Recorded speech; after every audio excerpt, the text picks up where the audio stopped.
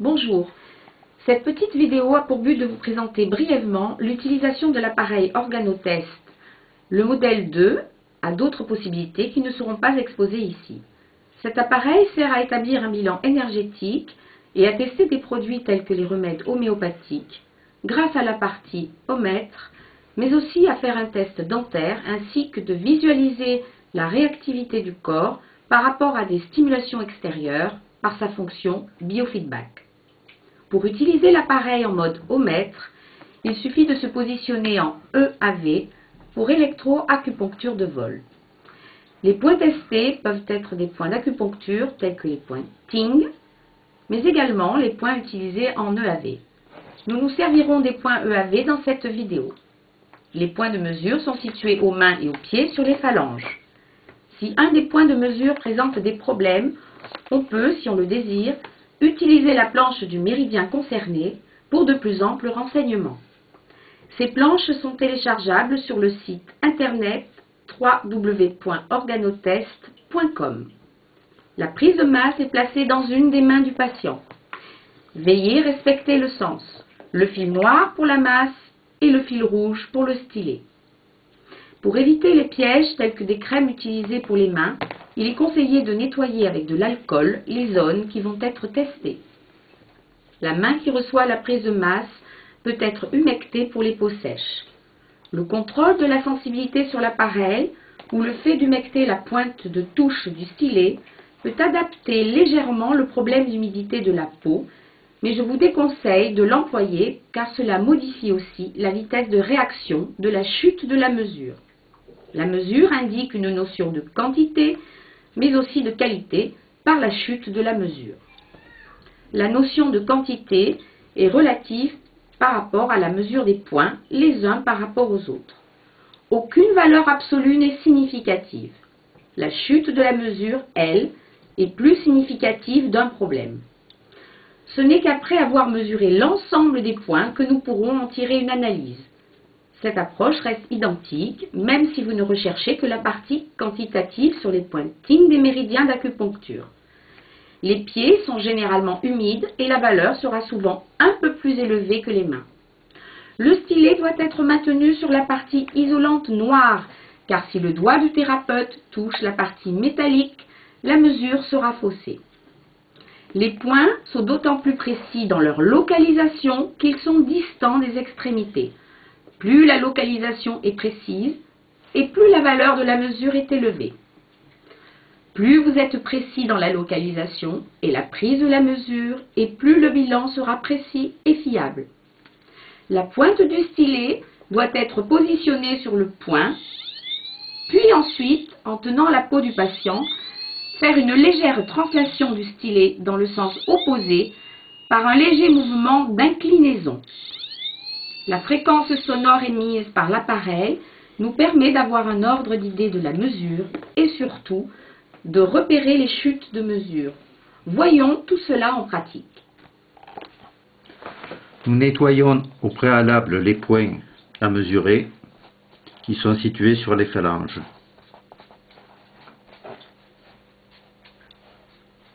Avec de l'alcool à 90.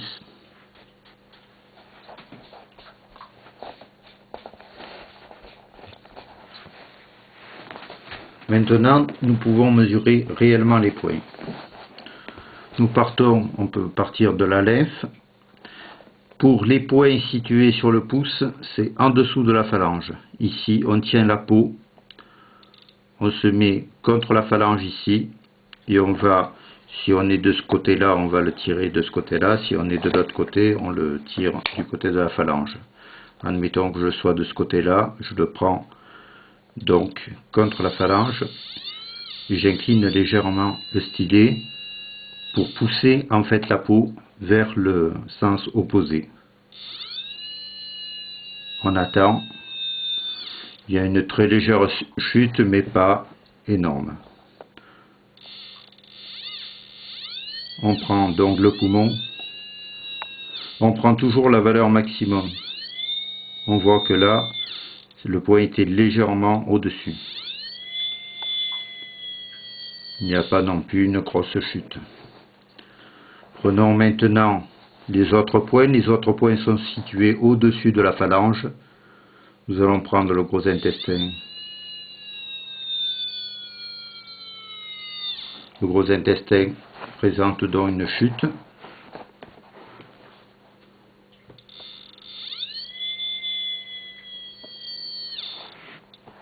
Là, il n'y a pas vraiment de chute.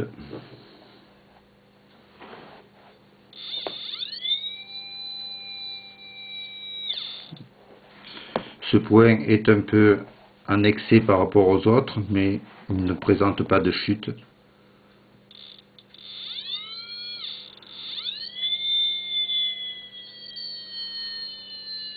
Là, nous avons une petite chute qui est sur le système allergique.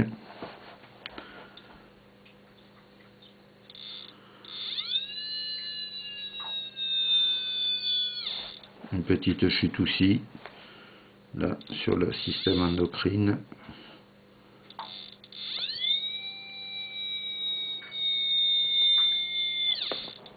Il n'y a pas de chute sur le système endocrine. On va contrôler maintenant le cœur.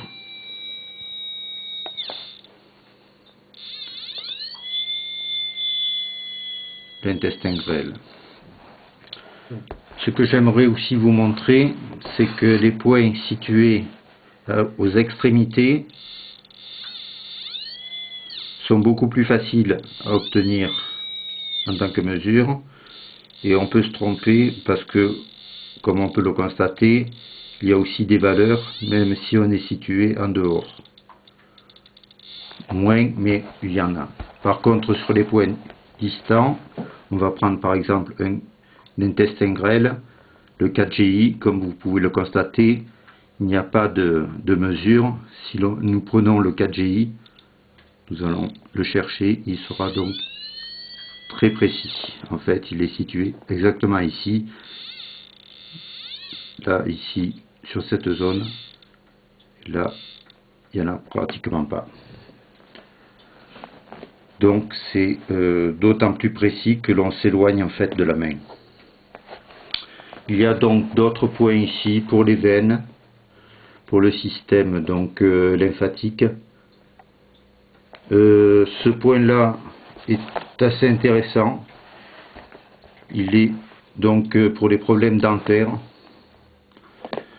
C'est pour nous donner la différence. Quand il est en chute, très souvent, cela est un signe d'un problème dentaire. Maintenant, passons au pied pour continuer le diagnostic. Nous nettoyons donc les points des pieds, d'autant que les pieds sont souvent beaucoup plus humides que les mains. Il faut donc veiller à bien nettoyer les points et attendre un petit moment que tout cela s'évapore.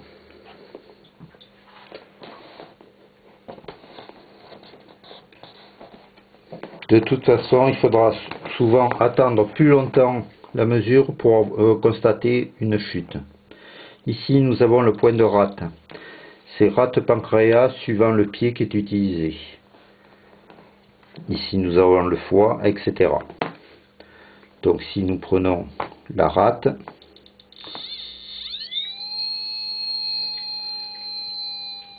vous pouvez constater que la valeur est correcte et qu'elle ne chute pas. Nous avons une petite chute concernant le foie.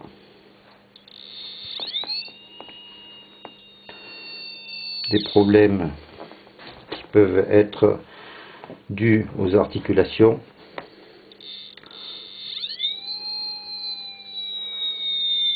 Une petite chute, légère chute concernant l'estomac.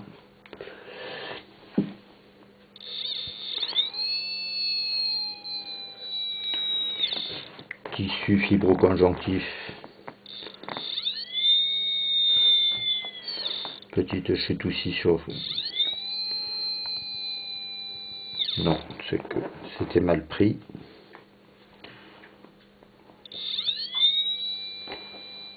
Système graisseux, ça allait. Une vésicule biliaire qui est un peu élevée en tant que valeur.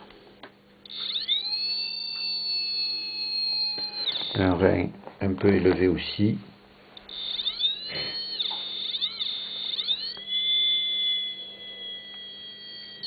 Et une vessie qui se comporte à peu près normalement, qui est un peu plus faible par rapport aux autres points.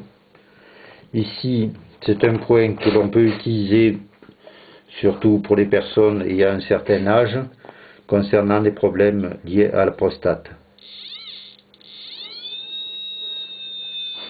Là, il n'y a pas de chute, donc il n'y a pas vraiment de problème. Ici, nous avons aussi un autre point qui est pour les polypes, problème de polypes. Là, c'est pareil, s'il n'y a pas de chute, il n'y a pas de problème. Voilà, nous avons vu les problèmes liés, donc on peut faire après cela une analyse, une synthèse de l'ensemble des mesures pour voir les points qui sont en excès, les points qui sont en chute et les points qui sont donc avec une valeur faible. On peut ainsi en déduire tout un ensemble de problèmes énergétiques. Pour le test dentaire, il suffit de se positionner sur millivolts et de changer les éléments de mesure avec des pointes de touche. La notion de couleur n'a aucune importance pour la mesure. Une des pointes devra être en contact latéral avec la gencive pour ne pas la blesser et l'autre touche mesurera les dents à problème. Une valeur supérieure à 50 peut être considérée comme étant problématique. Mais des phénomènes chimiques entre la dent et la gencive peuvent naturellement provoquer ce phénomène. Pour vérifier, nous serons alors obligés de mesurer le courant sur la position microampère. Si nous mesurons une valeur supérieure à 20, alors on pourra considérer qu'il y a un réel problème. Pour les tests dentaires, on utilise donc des pointes de touche. Ces pointes de touche seront placées l'une d'elles soit le long de la muqueuse ou soit le long carrément sur la gencive. L'autre point de touche va tester chacune des dents. On teste essentiellement les dents qui ont des revêtements métalliques ou des amalgames, car c'est eux qui réellement provoquent des phénomènes de pile en bouche. Ce que l'on peut voir sur l'appareil actuellement, ce que l'on entend aussi, c'est uniquement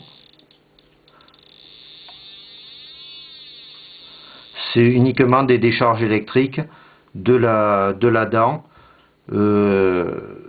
des charges qui ne sont généralement pas vraiment graves. Il faut ensuite se positionner sur microampères si l'on veut s'assurer que c'est vraiment un effet de pile. Dans ces conditions, on regarde. Si on a un affichage de l'ordre de 10-20, c'est qu'il y a aussi un courant, et dans ces conditions, cela signe un problème de tension dans la bouche. Là, on voit qu'il y avait de la tension, mais qu'il n'y avait pas de courant. Ce qui est logique, ce n'était pas une dent qui avait fait l'objet d'une réparation du style amalgame ou autre. Pour la partie biofeedback, il faudra utiliser les capteurs que l'on placera au bout des doigts et positionner l'appareil sur Psi. La couleur des fils n'a aucune importance. La partie contact du capteur devra être mouillée et placée sur la partie pulpe du doigt. Le velcro du capteur maintiendra la partie en contact en étant le plus serré possible. La position a été dénommée Psi car cette partie s'adressait surtout aux psychologues ou aux thérapeutes faisant du décodage biologique. Mais son utilisation peut être plus vaste, comme dans le cas des acupuncteurs, des ostéopathes, des kinésiologues ou des tests de remèdes en série avec le modèle 2. Le choix du doigt oriente sur le mode de fonctionnement. Si nous choisissons le majeur, l'appareil sera plus orienté résonance émotionnelle. Sur l'annulaire, il aura une connotation plus orientée vers le physiologique. il faudra tenir compte que ces systèmes sont interreliés. Dans le mode émotionnel, la personne devra être allongée, le plus détendue possible et le plus calme possible, les yeux fermés et dans un endroit calme, sinon les mesures ne seront pas évidentes. Le temps de réaction de la personne est légèrement en décalage, surtout sur le plan émotionnel, avec la mesure. Il faudra donc en tenir compte.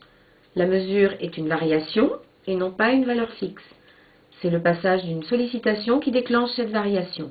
En acupuncture ou en test d'organes ou de système osseux, c'est le passage de la main au-dessus du corps ainsi que la pensée que l'on y met qui permettra de mettre en évidence les points ou les systèmes attestés présentant ces problèmes. Il ne restera plus alors qu'à travailler ces points ou ces systèmes pour corriger le problème. Cela nous permet de confronter ainsi la théorie avec la pratique ou de chercher en aveugle les problèmes du patient. Voyons cela en pratique. Pour utiliser l'appareil en mode biofeedback, on va utiliser d'autres capteurs qui seront placés au doigt. Le majeur pour tout ce qui est capteur plutôt émotionnel et l'annulaire pour tout ce qui est physiologique. Nous allons pour la démonstration et tout ce qui concerne la partie acupuncture utiliser l'annulaire.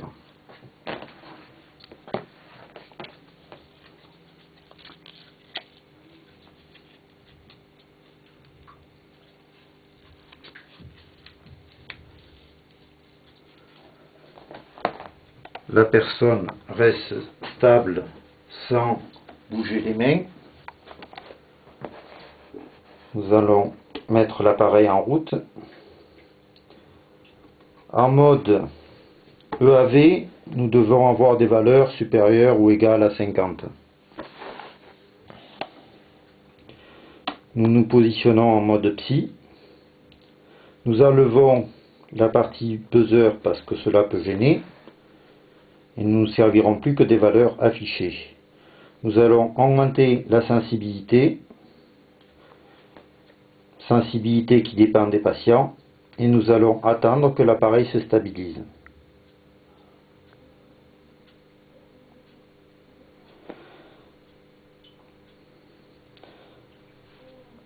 Stabiliser, cela veut dire qu'il n'y a plus que des variations minimes, parce qu'il y a toujours des variations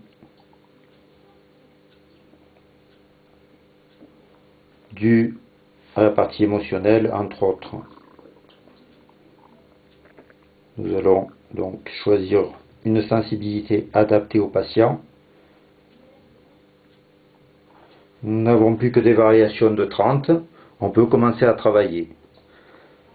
On va donc mettre les mains au-dessus de méridien en passant au méridien concerné et on regarde quels sont les points qui créent une forte variation. Nous nous occupons ici que de la variation et non pas forcément de la valeur. C'est-à-dire que si on passe, là il y a un point ici, si on passe ici, il y a une grosse variation, nous repassons dessus et nous voyons encore une variation. Donc,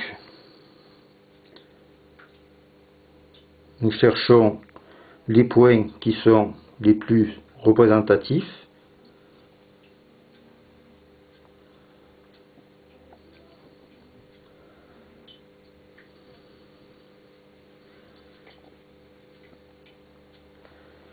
Points qui peuvent être situés évidemment aux jambes, mais également aux bras.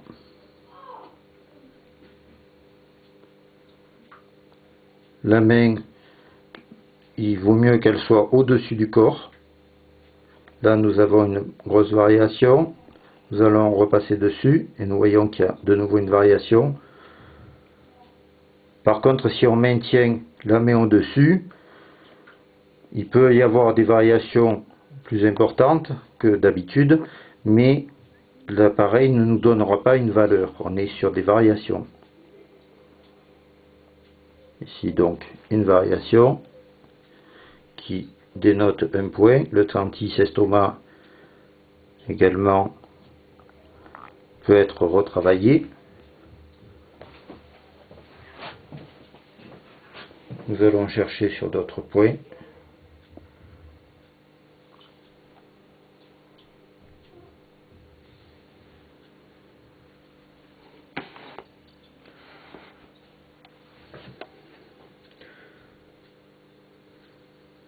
Nous avons sur le point, sur le méridien de la vésicule biliaire, nous avons donc des variations sur le 31, vésicule biliaire.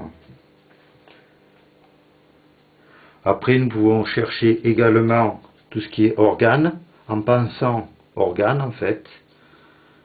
Et là, nous cherchons des variations par rapport aux organes.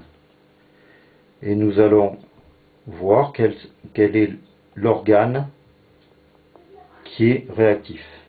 Cela nous permet donc de voir quel est l'organe, ou même une dorsale ou une côte, ou quelle que soit la partie du corps que l'on teste, qui peut présenter des problèmes, ou des points d'acupuncture.